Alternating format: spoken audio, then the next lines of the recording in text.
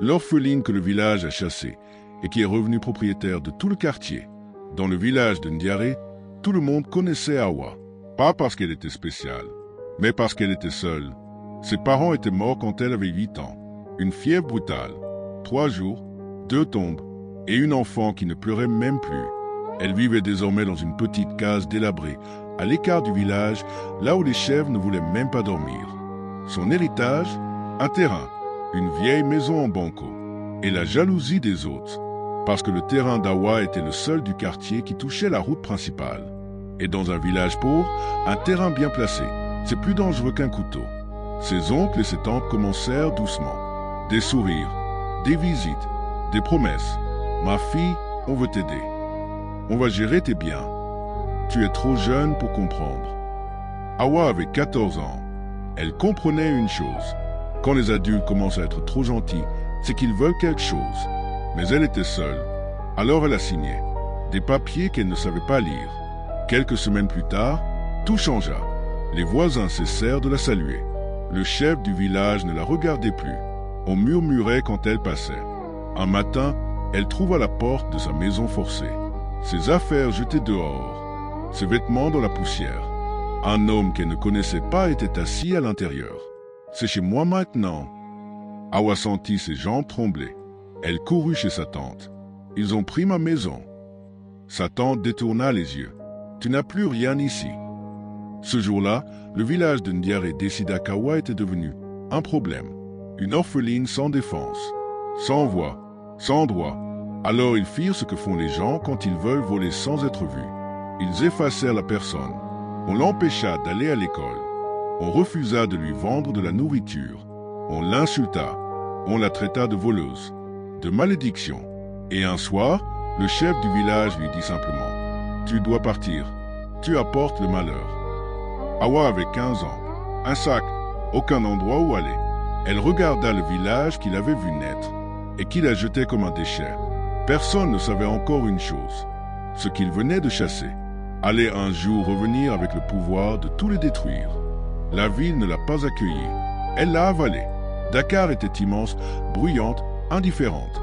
Awa marchait avec son petit sac, serré contre elle, comme si c'était la seule chose qui la reliait encore à son ancienne vie.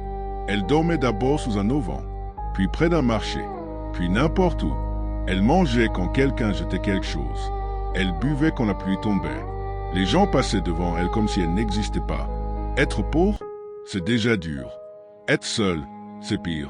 Mais être jeune, pauvre et seul, c'est devenir invisible. Un jour, elle s'évanouit devant une boutique. Une femme sortit. « Eh, petite ?» Awa ouvrit les yeux. La femme lui tendit de l'eau. Elle s'appelait Madame Diallo. Elle n'était ni riche ni douce. Mais elle n'était pas cruelle. « Tu peux dormir derrière ma boutique. Juste cette nuit. » Cette nuit devint une semaine. Puis un mois, Awa nettoyait, rangeait, aidait. Et surtout, elle observait. Elle regardait comment on vend, comment on négocie, comment on repère les clients, comment l'argent circule. Personne ne le remarquait, mais dans sa tête, Awa construisait quelque chose. Une nuit, Madame Diallo l'a surpris en train de compter les recettes. « Tu sais lire les chiffres ?»« Oui. »« Où as-tu appris ?»« À l'école, avant. » C'était la première fois qu'on lui demandait quelque chose sans la mépriser. Madame Diallo lui confia de plus en plus de responsabilités. Puis un jour, elle lui dit « Tu as une tête d'entrepreneuse, pas d'esclave. » C'était la première phrase gentille qu'Awa entendait depuis des années. Et ce soir-là, quelque chose bascula. Awa ne voulait plus seulement survivre. Elle voulait revenir. Le nom de l'homme était Monsieur Foll. Personne ne faisait attention à lui dans le quartier. Il portait des vêtements simples. Il parlait peu, mais il observait tout. Il venait souvent acheter dans la boutique de Madame Diallo. Et chaque fois, il remarquait la même chose. La jeune fille qui calculait plus vite que la caisse, qui négociait mieux que les vendeurs, qui rangeait comme une chef d'entreprise. Un jour, il lui posa une question simple. « Pourquoi es-tu ici ?» Awa hésita, puis elle dit la vérité. Elle parla du village, du terrain, des papiers, de l'expulsion. Foll ne réagit pas. Il nota des choses dans sa tête. « Et tu connais toujours l'emplacement de ton terrain ?»« Oui, il touche la route principale. » Foll hocha la tête. Ce terrain valait des millions. Mais Hawa n'en savait rien. Il revint le lendemain. Viens travailler avec moi. À faire quoi? Apprendre. Il n'était pas un riche visible. Il était pire, il était un investisseur. Il lui apprit les bases. Comptabilité, immobilier, contrat, banque. Hawa buvait chaque mot. Pour la première fois, quelqu'un ne voyait pas une orpheline. Il voyait une propriétaire dépossédée. Un jour, il lui montra un document. Tu sais ce que c'est? Non. C'est une plainte foncière. Et ton village a commis une erreur.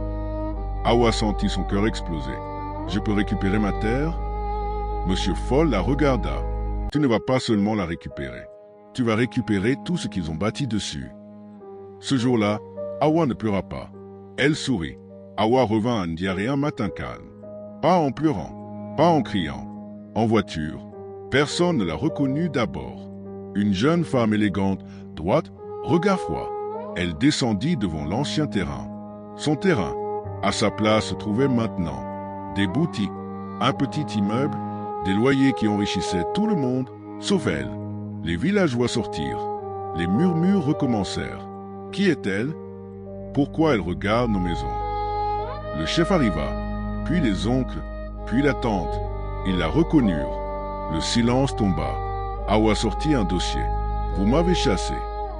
Vous m'avez volé. Et vous avez bâti sur ce qui m'appartenait. Ils rirent. Tu n'as aucune preuve. Hawa ouvrit les documents. Titre foncier. Faux. Signature. Illégalité. J'ai acheté ce quartier. Le rire mourut. Vous me devez tout. Les boutiques étaient désormais à elle. Les loyers aussi. Le chef du village tremblait. La fille qu'ils avaient jetée était devenue leur propriétaire. Le village de Ndiaré ne dormit pas cette nuit-là. Les mêmes hommes qui avaient chassé Hawa faisaient maintenant la queue devant sa porte. Les oncles, la tante, le chef, les commerçants, les suppliques commencèrent. C'était un malentendu. Tu étais jeune, on voulait te protéger. Hawa les regardait, calme. Quand j'avais faim, vous étiez où? Quand je dormais dehors, vous étiez où? Silence. Elle n'avait pas besoin de crier. Le pouvoir parle doucement. Elle prit une décision simple. Les loyers continuaient, mais les coupables devaient partir. Les maisons illégales furent saisies. Les boutiques des traîtres fermées. Ceux qui l'avaient humilié se retrouvèrent à la rue. Mais Hawa fit autre chose. Elle transforma une partie du quartier en centre pour orphelins. École, repas, protection. Aucun enfant ne sera chassé ici. Le village comprit trop tard. Ils avaient détruit une enfant. Ils avaient créé une reine. Et désormais, Ndiaré appartenait à l'orpheline qu'ils avaient voulu effacer.